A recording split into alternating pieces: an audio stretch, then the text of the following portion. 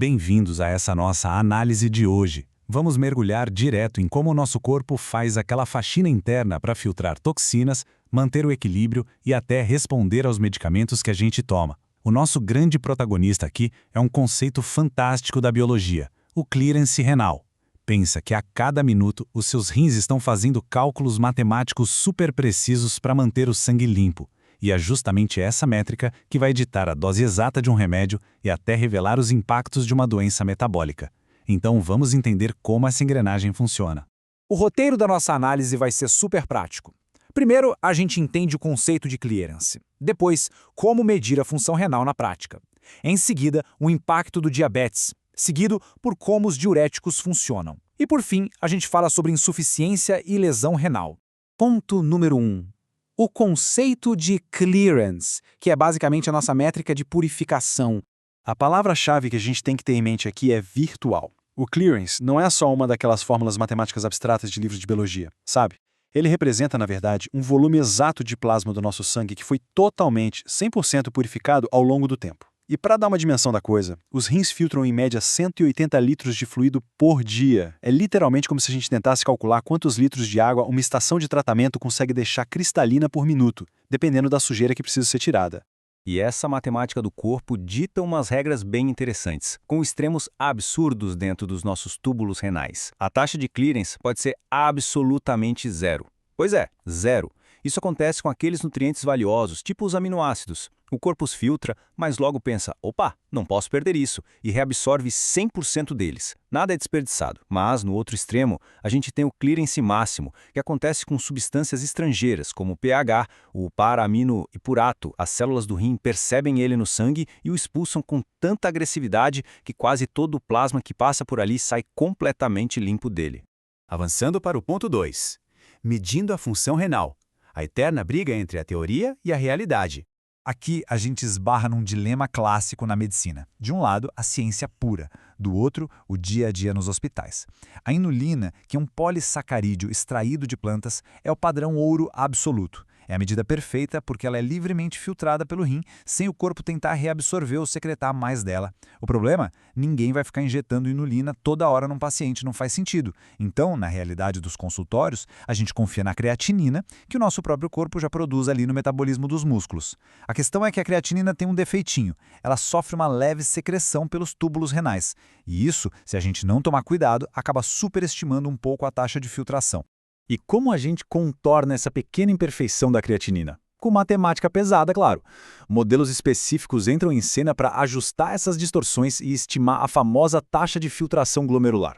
Fórmulas como a CKD-EPI, por exemplo, são fantásticas quando a gente quer avaliar a filtração em pessoas saudáveis. Mas, se o paciente já tem um diagnóstico de doença renal crônica, a medicina recomenda trocar a chave e usar a fórmula MDRD. É basicamente a matemática se moldando à biologia e ao quadro clínico real.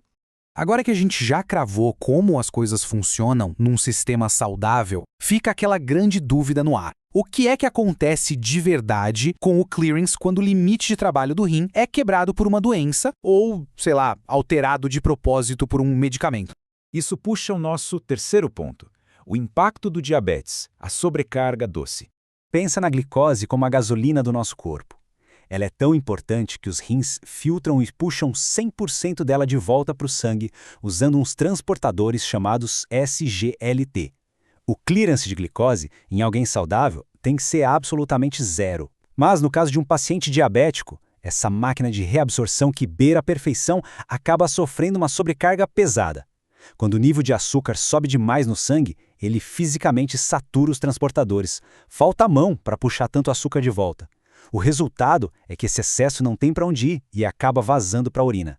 E esse transbordamento é o que a gente conhece na clínica como glicossúria. Mas nem tudo é sobrecarga, às vezes é estratégia. Tópico 4. Como funcionam os diuréticos, nossos bloqueios estratégicos? Quando a gente explora a arquitetura maravilhosa onde tudo acontece, especificamente ali pela alça de Henle e o túbulo distal no néfron, dá para ver claramente que não estamos falando apenas de tubos passivos. Esses são pontos cruciais, são os exatos locais físicos onde vários remédios diuréticos vão agir. Eles chegam lá e atacam alvos celulares super precisos justamente para brincar com o nosso volume de fluidos e controlar a pressão arterial. E a jogada aqui é muito inteligente. A gente usa diuréticos de alça, tipo a famosa furosemida, para bloquear os transportadores NKCC2, ou usa os tiazídicos para travar os transportadores NCC. Basicamente, a medicina está enganando o rim de propósito. A gente impede o corpo de reabsorver o sódio, deixando ele preso no fluido que vai virar a urina. E a regra de ouro da osmose todo mundo lembra, né? Para onde o sódio vai, a água vai atrás. É assim que forçamos o corpo a excretar muito mais água. Claro, não existe almoço grátis. Bloquear isso faz o corpo perder potássio junto, o que pode dar o gatilho para uma hipocalemia. Toda alteração no sistema tem um preço osmótico. E chegamos ao nosso quinto e último cenário: insuficiência e lesão renal, o temido momento em que o filtro simplesmente falha. É de cair o queixo a complexidade e a fragilidade de todo esse maquinário. A nossa barreira de filtração glomerular conta com um escudo chamado glicocális, que tem carga negativa e poros precisos que agem como vigias de um clube VIP. Essa barreira impede fisicamente que proteínas gigantes e importantes, como a albumina, escapem para a urina. É pura tecnologia biológica de ponta, permitindo que apenas o plasma passe. Mas quando ocorre uma lesão renal e essa barreira sofre danos, a coisa complica. Os buracos se abrem e as proteínas começam a vazar. Perder um pouquinho de albumina, tipo até 30 mg por dia, é normal. O filtro tá ok. Agora, quando a gente acha entre 30 e 299 mg na urina, a gente chama de microalbuminúria. E esse é o alarme de incêndio do corpo tocando. É o sinal precoce de lesão. Se o valor passar de 300 mg, aí já entramos na macroalbuminúria, que é um alerta crítico e severo de insuficiência renal crônica avançada. Para a gente fechar nossa análise, é quase impossível não sair com um baita respeito pelo trabalho invisível e silencioso que acontece dentro de nós o tempo todo.